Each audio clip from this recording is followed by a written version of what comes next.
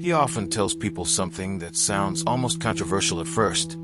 If someone truly learns how to read the Bible the way Isaiah 51 presents it, they start seeing that salvation isn't just a distant promise.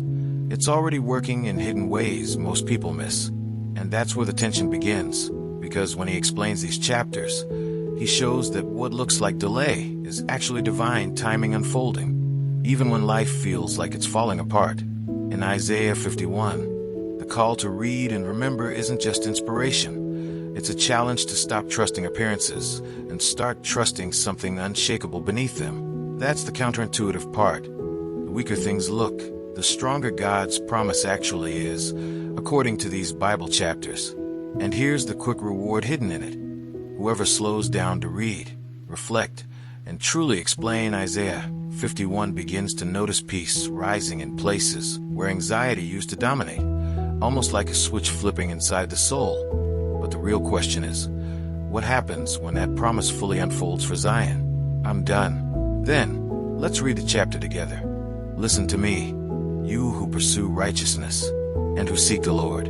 Look to the rock from which you were cut, and to the quarry from which you were hewn. Look to Abraham, your father, and to Sarah, who gave you birth. When I called him, he was only one man, and I blessed him and made him many. The Lord will surely comfort Zion, and will look with compassion on all her ruins. He will make her deserts like Eden, her wastelands like the garden of the Lord. Joy and gladness will be found in her, thanksgiving and the sound of singing. Listen to me, my people. Hear me, my nation. Instruction will go out from me. My justice will become a light to the nations. My righteousness draws near speedily. My salvation is on the way, and my arm will bring justice to the nations. The islands will look to me, and wait in hope for my arm. Lift up your eyes to the heavens. Look at the earth beneath. The heavens will vanish like smoke. The earth will wear out like a garment, and its inhabitants die like flies. But my salvation will last forever. My righteousness will never fail. Hear me, you who know what is right, you people who have taken my instruction to heart. Do not fear the reproach of mere mortals, or be terrified by their insults. For the moth will eat them up like a garment. The worm will devour them like wool. But my righteousness will last forever, my salvation through all generations. Awake, awake, arm of the Lord. Clothe yourself with strength. Awake as in days gone by, as in generations of old.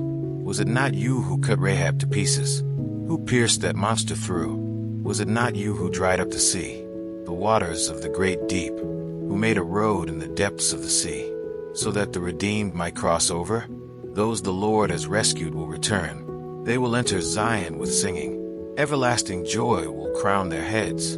Gladness and joy will overtake them, and sorrow and sighing will flee away. I, even I, am he who comforts you.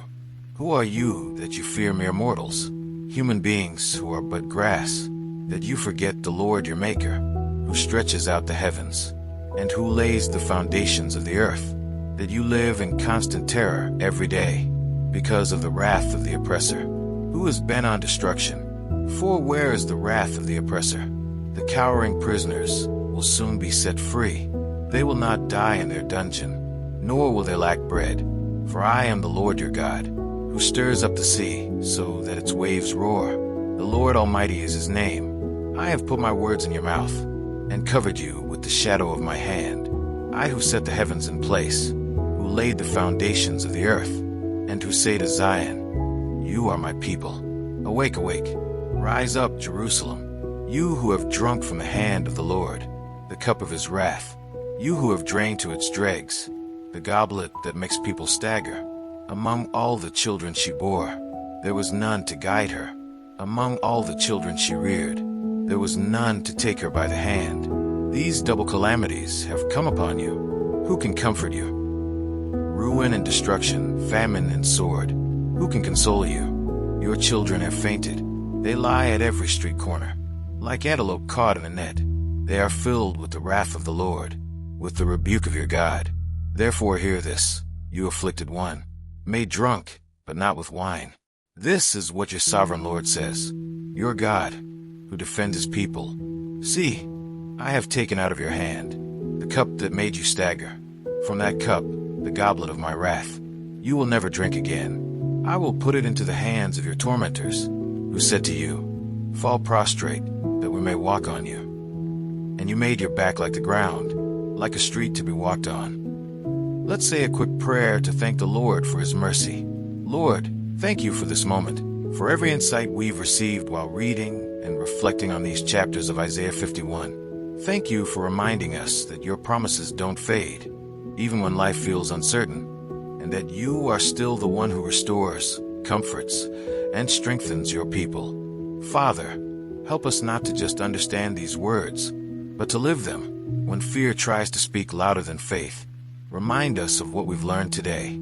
Teach us to trust you in our everyday decisions. When we wake up, when we face pressure, when things don't go the way we expected, give us the discipline to keep reading, to keep seeking, and to keep our hearts anchored in your truth.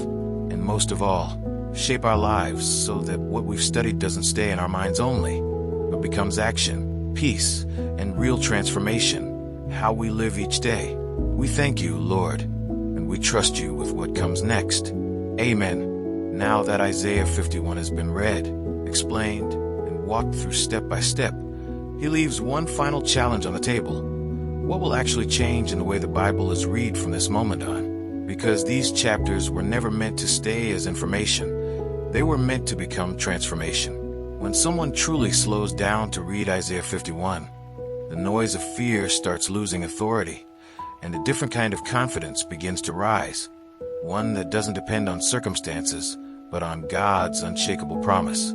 He often puts it in simple terms, almost like a mentor speaking directly. If the world feels unstable, it's not the time to run from the Bible. It's the time to go deeper into it. And Isaiah 51 keeps repeating that pattern. Remember, trust, and look again. So here's a question that cuts straight to the heart. What is being trusted more right now? What is seen? Or what God has already spoken in these chapters? That question alone can reshape decisions, habits, even emotional reactions in everyday life. And practically speaking, this is where change becomes real. Instead of just reading and moving on, he suggests pausing after each section of Isaiah 51 and writing down one insight, one fear being challenged, and one promise to hold on to. It could be as simple as reading one chapter in the morning, revisiting it at night, or explaining it out loud as if teaching someone else. That's where understanding deepens, not just in hearing, but in living what the Bible reveals. So the invitation is clear but not forced. Will the reader stay at the surface or step into the depth these chapters are opening?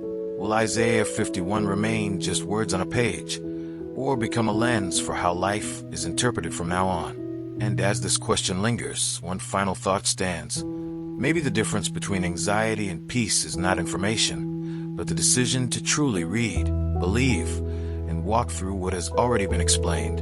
And as always, don't forget to check the last video and learn more about the scriptures.